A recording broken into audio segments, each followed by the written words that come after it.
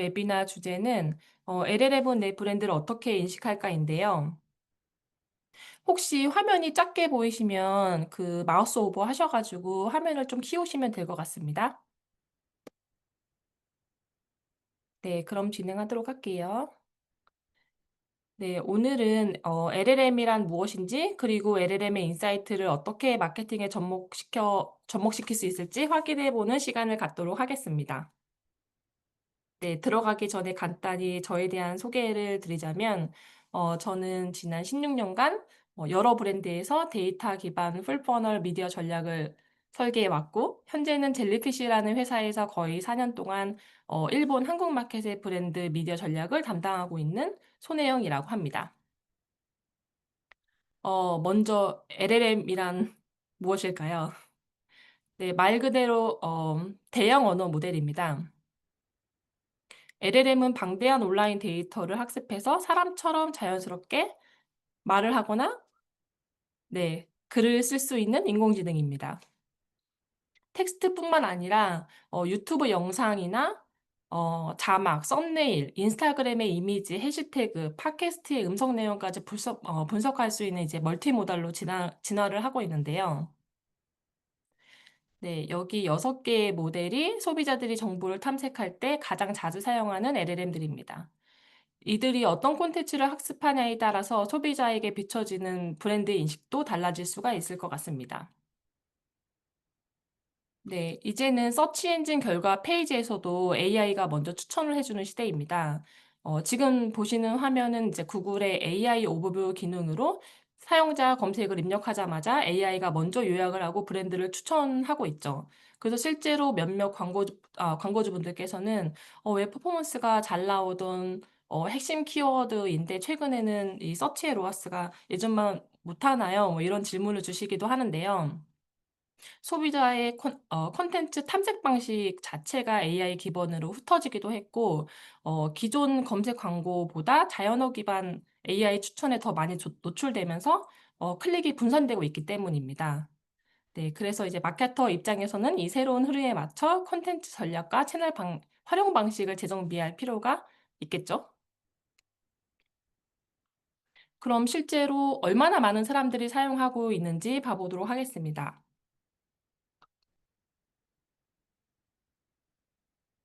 미국은 AI 채택률이 가장 높은 국가 중 한 곳인데요. 저희가 이제 유고보라는 서베이 회사랑 같이 협업해서 미국의 2,000명 패널 기준으로 GPT나 구글의 제미나이, 메타 AI 같은 플랫폼에 브랜드 제품, 서비스에 대한 추천을 요청한 적이 있나요?라는 서베이를 진행을 했고, 여기에 대한 답변이 34세 미만의 58%, 10명 중에 6명이 그렇다라고 답을 했습니다. 그러면 저거는 미국 결과니까 그런 게 아닐까라고 또 생각을 하실 수도 있고, 저희는 마케터니까 우리들만 많이 사용하는 거 아니야라고 생각하실 수도 있는데요. 그런데 이제 보시면 모바일 인덱스에서 게시한 올해 3월 앱 월간 활성 이용자 수 기준으로 보면, GPT의 경우 카카오 맵이나 올리브영보다 순 사용자 수의 증가폭이 압도적으로 높은 걸 알 수가 있습니다. 그리고 지금은 뭐 지브리 대난으로 더 높아졌을 것 같은데요. 이 GPT 한 앱만 봐도 전체 한국 인구의 10% 이상이 사용을 하고 있습니다. 그런데 만약에 구글 제미나이 같은 경우에는 이제 인베디드 앱이니까 페네트레이션이 아무래도 더 높겠죠? 이제 우리가 온라인에 올린 이제 우리가 온라인에 남기는 모든 콘텐츠는 단순히 소비자만 보는 게 아니라 AI 모델이 학습을 하는 자료가 됩니다. 그래서 우리가 작성한 리뷰, 제품 설명, 광고 문구, 심지어 댓글, 커뮤니티 반응까지 모두 AI가 브랜드를 이해하는 기준점이 되고 있습니다. 예를 들어 제가 요즘 관심 있는 테슬라 Y의 뭐 기능적인 장단점을 물어봤는데요. 오른쪽 참고 소스를 보시면 자동차 전문 사이트의 리뷰, 소비자가 남긴 레딧 포스팅, 유튜버의 리뷰, 스크롤바 내리면 뭐 네이버 블로그 등 비정형 콘텐츠까지 다 학습해서 요약을 해주고 있습니다. 말 그대로 마케터가 쓴 글, 소비자가 쓴 글이 곧 브랜드 인식이 되는 시대에 진입한 것 같습니다. 또 LLM은 제품이나 브랜드를 순위로 추천하는 경향이 있습니다. 오른쪽 결과값이 제가 두 번째 프롬프트의 결과값인데요. 처음에는 "아침에 조깅을 하려고 하니 초급자용 러닝화 추천해 줘."라고 했을 때에는 1 위가 나이키였어요. 그런데 이후에 제가 다시 255 사이즈의 대발 여성용이라고 수정을 하니 이제 브랜드의 순위가 변경되었는데요. 그런데 실제로 제가 뉴발란스랑 아식스를 제일 좋아하긴 해요. 그리고 나이키 제품을 하나도 가지고 있질 않습니다. 실제로 저한테는 편한 신발이 아니어서요. 이 요런 리뷰들이 많이 저랑 비슷한 리뷰들이 있을 것 같은데 그런 걸 감안해서 저한테 맞는 제품을 추천해 준 것 같습니다. 이렇듯 플랫폼마다 프롬프트마다 결과는 다를 수 있지만 해석은 통계적으로 해야 됩니다. 그래서 저희 회사가 운영하고 있는 플랫폼이 쉐어로버 모델이라는 플랫폼이고 이 6 개의 LLM에서 내 브랜드가 통계적으로 어떻게 언급이 되고 있는지를 알 수가 있습니다. 쉐어로버 모델은 3 가지 모듈로 구성이 되어 있는데요. AI 모델이 브랜드에 대해서 얼마나 자주 그리고 어떻게 인식하고 있는지를 확인할 수 있는 모델, 저희가 오늘 얘기하려고 하는 부분이고 또 두 번째로는 검색 엔진뿐만 아니라 AI 기반 검색에서 브랜드 우출을 측정하고 지적하는 서치 모듈이 있고 마지막으로 AI가 크리에이티브를 어떻게 평가하는지 이해할 수 있는 에셋 기능이 있습니다. 오늘은 요 두 가지 기능에 대해서 살펴볼 예정입니다. 오늘 살펴볼 브랜드는 최근에는 예전만큼의 압도적인 존재감은 아니지만 브랜딩 캠페인 등 다양한 시도로 다시 한번 존재감을 회복하려는 움직임을 보이고 있는 나이키입니다. 저희가 처음에 인풋해야 되는 내용으로는 어떤 브랜드이고 주요 경쟁사가 누구고 보고 싶은 속성이 뭔지를 저희가 처음에는 인풋을 해야 돼요. 그래서 이 브랜드는 뭐 편안함, 내구성, 착용감, 통기성, 스타일, 지속 가능성을 넣고 봤는데 만약에 시간의 지남에 따라서 LLM이 이 6 개의 속성 이외에 더 중요한 속성이 있다고 판단을 하면 그 속성값이 바뀌는 구조라고 보시면 될 것 같습니다. 나이키는 항상 언급되는 비율이 100% 이고 평균 표지선은 5.32를 기록을 하고 있는데요. 브랜드가 A 안에서 갖는 탑 오브 마인드를 정량적으로 보여주는 자료라고 보시면 될 것 같습니다. 예를 들어 러닝화 카테고리에서 LLM이 총 1000번의 브랜드를 언급을 했고 이 중 나이키가 300번 언급되었다면 나이키의 브랜드 멘션 비율은 30%입니다. 요렇게 이해를 해 주시면 됩니다. 네. 이 그래프는 브랜드의 아까 말씀드렸던 평균 언급률과 평균 위치 두 값을 가중 평균 방식으로 계산한 쉐어 오브 보이스인데요. 나이키 같은 경우는 퍼플렉시티에서 가장 쉐어가 높고 딥시크에서 상대적으로 낮은 걸 볼 수가 있습니다. 그리고 저는 이 차트에서 좀 신기했던 게 제가 체감하는 인기 대비해서는 호카가 좀 낮은 것 같았는데요. 100% 멘션은 되지만 순위가 높지 못한 이유가 쪼끔 궁금하더라고요. 그리고 저희는 위클리 베이스로 시간이 지남에 따라 변동되는 쉐어의 트렌드도 알 수가 있는데요. 최장 룩백 6 개월까지 가능합니다. 나이키의 경우 처음에는 13%의 쉐어로 시작했는데 최근에는 16.35%까지 오른 거를 확인할 수가 있었습니다. 네. 그럼 이 브랜드의 강점과 약점도 확인해 보도록 하겠습니다. 네. 보시는 것처럼 나이키는 혁신과 퍼포먼스에서 압도적인 강점을 보이고 있어서 '여전히 기술 기반의 퍼포먼스 브랜드로 인식이 되고 있구나.'라고 저희가 생각을 할 수 있겠고 푸마 같은 경우에는 스타일과 가성비에서 강점을 보이면서 심미적 요소의 브랜드 포지셔닝을 보여주고 있습니다. 반대로 언더 아머는 혁신과 퍼포먼스의 강점을 보이지만 스타일에는 거의 언급이 되지 않아서 운동화 시장에서는 감성 요소가 부족한 브랜드 이미지를 보여주고 있습니다. 이 중에 저는 나이키의 강점 중에 저는 스타일을 한번 클릭을 해서 봤는데요. 이거는 인덱스 분석이라고 보시면 될 것 같아요. 인덱스는 이 데이터의 볼륨에 따라서 3 단계, 4 단계까지 더 들어가서 계속 볼 수 있는 기능이라고 보시면 될 것 같습니다. 네. 나이키에서 스타일을 클릭해서 보면 이제 보면 세련되고 디자인이 멋진 같은 키워드들이 보이는데요. 저는 좀 신기했던 거 나이키가 굉장히 오랜만에 브랜딩을 했어요. 보시면 브랜딩이나 마케팅, 브랜드라는 키워드가 보이고 있는데 다음 데스로 들어가서 보면 뭐 나이키 브랜드의 표현 방식 자체가 스타일리시하다거나 스타일 중심의 마케팅이 영향력이 있고 멋지다고 느낀다거나 나이키는 그 자체로 간지라는 뭐 이런 내용들이 있었습니다. 그래서 나이키는 굉장히 특이하게도 전반적으로 마케팅도 굉장히 스타일리시하다라는 호감 간다는 평이 많이 있었습니다. 부정적인 인식으로는 품질이나 가격이 가장 높게 나왔고, 브랜드 프리미엄에 비해서 성능이 좀 평범하다는 인식일 수도 있을 것 같습니다. 이후로는 너무 힙하거나 뭐 핏에 대한 인식도 있었는데요. 다양한 체형을 커버하지 못하는 제품 설계에 대한 피드백으로 해석이 될 수 있을 것 같습니다. 네.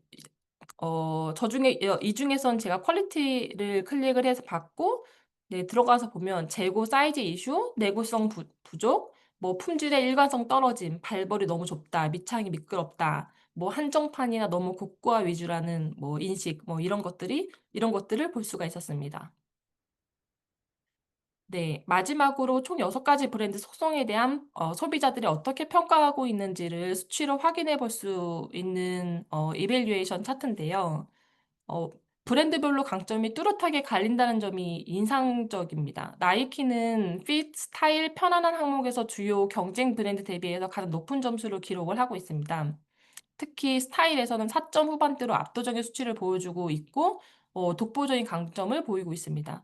반면 아디다스는 통기성이나 내구성에서 가장 우수한 평가를 받고 있고 지속 가능성 항목에서도 가장 높은 점수를 기록하고 있습니다. 이는 해양 플라스틱 폐기물을 활용한 소재 개발, 뭐 프라임 그린 캠페인이나 뭐 퓨처 크래프트 프로젝트 등 이런 지속적인 캠페인을 통해서 이런 브랜드의 노력이 소비자에게 긍정적인 인식으로 전달이 되지 않았을까 싶습니다. 이처럼 속성별 평가 결과는 각 브랜드가 강화해야 될 이미지와 보완해야 할 영역을 판단하는 데 중요한 인사이트를 제공합니다. 자, 그럼 인사이트를 어떻게 마케팅에 활용할 수 있는지를 확인해 보도록 하겠습니다.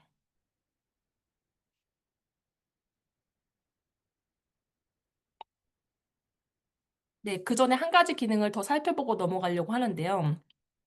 네, 여기 기능 중에 비저빌리티 가시성 기능이 있어요. 이 기능은 이 대형 클라이언트들이 좋아해 주시는 기능인데 LLM이 실제로 인용하고 참고하는 출처, 도메인 사이트를 보여줍니다. 이 기능을 통해서 저희는 AI 모델이 어디에서 콘텐츠를 학습하는지 알 수가 있고 인식을 바꾸고 싶으면 그 환경에 맞는 콘텐츠를 만들어 배포할 수 있게 되었습니다. 이 자료를 활용하면 인터넷을 LLM이 보는 시각으로 볼 수 있기 때문에 이 정보는 미디어 협상이나 뭐 스폰서 콘텐츠, 네이티브 광고, 프로그래매틱 바잉 등에서 매우 유용하게 쓰이고 있습니다. 예로 항공사의 경우 가격 비교 사이트에 정말 되게 많은 예산을 투여를 하고 있는데요.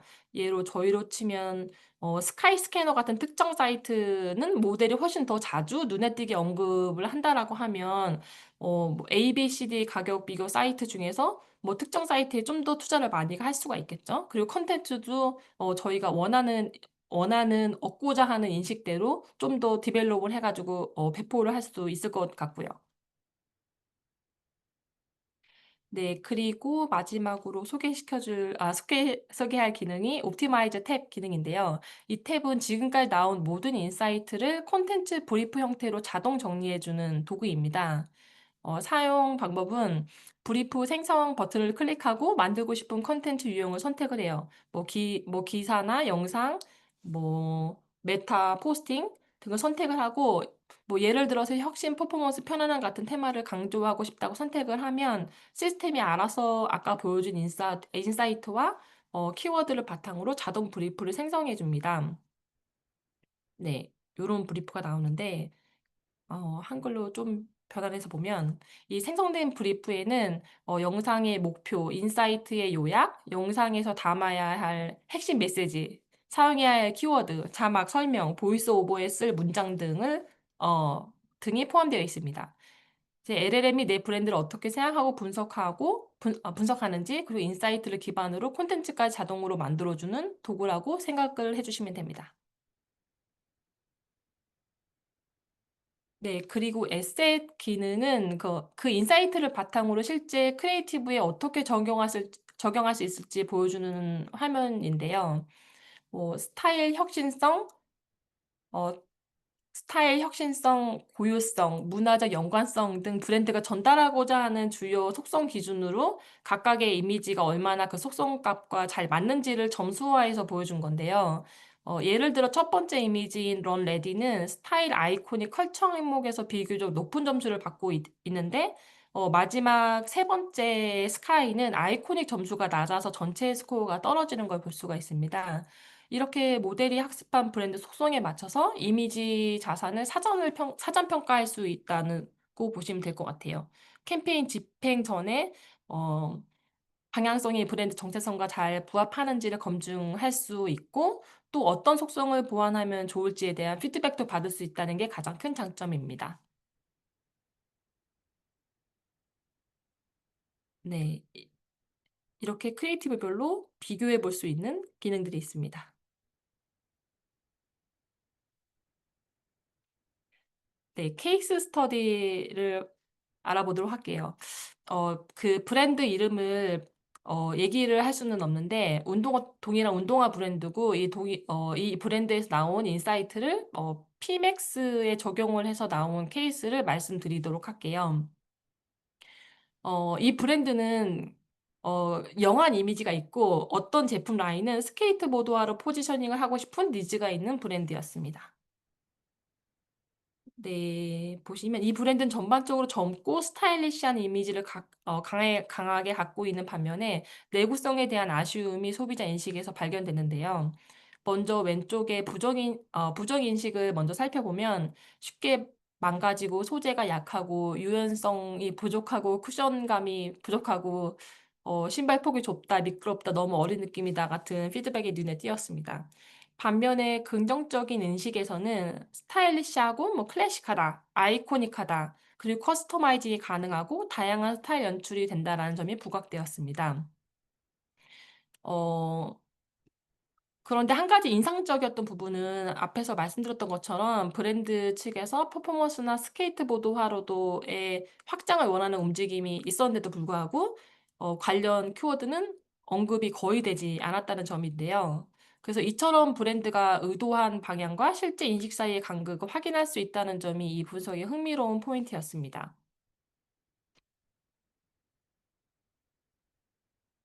네, 이 인사이트에서 나온 내용 중에 부정인식을 둘 다 고려해서 다양한 스타일에 어울리는 착화감이 좋은, 가성비 좋은, 아이코닉한, 내구성이 좋은 이런 키워드들을 시그널로 넣어서 피맥스를 돌려봤어요.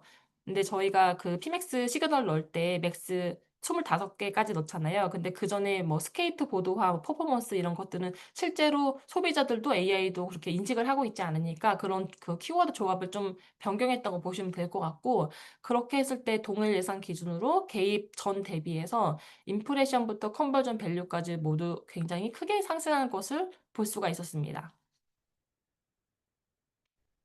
네, 이 밖에도 비즈니스 전략 수립부터 웹 콘텐츠 최적화, 키워드 타겟팅, 크리에이티브 브리핑까지 다양한 마케팅 영역에 적용될 수 있을 것 같습니다. 예를 들어서 브랜드의 강점과 약점을 파악해 가격이나 채널 전략을 조정할 수도 있고, LLM이 자주 참고하는 출처를 중심으로 PR 전략을 수립하거나 실제 키워드 리서치와 메시지 브리핑에도 활용할 수 있을 것 같습니다. 또는 그냥 브랜드 헬스 트래킹 지표로도 확인을 해보는 그런 지표로도 활용을 할 수 있을 것 같고요. 네, 여기까지가 저희가 준비한 히어로 모델에 대한 내용이었습니다. 네. 간단하게 다음 달 웨비나 주제도 간단하게 전달 드리려고 하는데, 전통적인 SEO와 생성형 AI 검색을 통합해서 볼 수 있는 모듈에 대한 웨비나를 하려고 합니다. 기본적인 구성은 테마 기반 질의 분석, 브랜드 언급 분석, 웹사이트 존재감 분석, 그리고 가시성 격차 분석으로 이루어져 있고, 요약하자면 AI 기반 검색 환경에서 브랜드의 가시성을 이해하고 측정하고 성장시킬 수 있도록 돕는 그런 도구라고 생각하시면 됩니다. 혹시 미리 관련 정보를 받아보시고 싶으신 경우에 southkoreajellyfish.com으로 문의 남겨주시면 됩니다.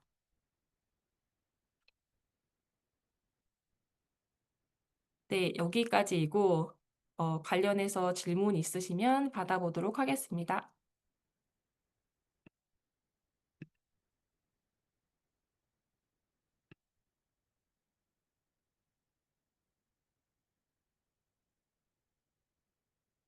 질문이 들어온 게 있는데요.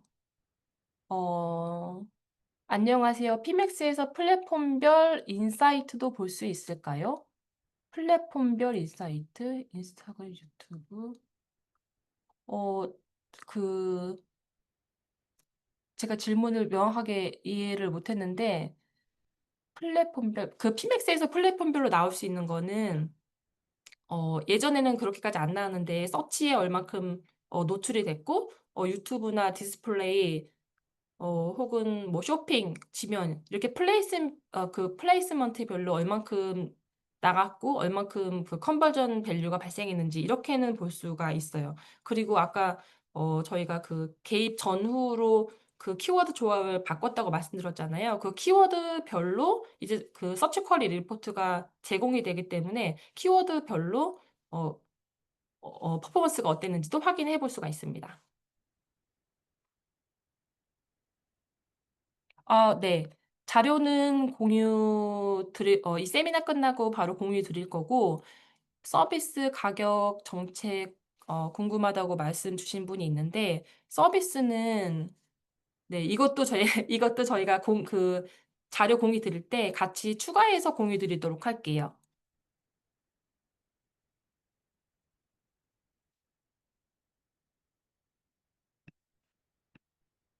그리고 또 질문 주신 분이 있는데, SEO 전략의 변화, 들으러 오셨다는 분이 계세요. 승희님, 그거는 다음 달 웨비나가 더 적합할 것 같습니다. 그리고, 젠 AI는 사용자의 특성, 질문, 히스토리, 프롬프트에 따라서 개인화된 답변으로 제공하는 것으로 알고 있는데요. 쉐어로 모델의 특정 시 이러한 부분이 어떻게 고려하시나요? 사용자의 특성. 어, 지금 주신 질문은 제가 개발팀과 한번 확인하고 답변을 이메일로 드릴 수 있을 것 같아요. 어, 그리고 아까 피맥스에서 말씀 주신 KPI 지표, 노출 클릭 전환은 오가닉 기준일까요? 아니요, 페이드입니다. 저희가 피맥스 캠페인을 온고잉으로 진행을 하는데 동일한 예상 기준으로 시그널만 바꿨을 때 얼만큼 페이드의 노출 클릭 전환이 변경되었는지를 보여드린 거예요.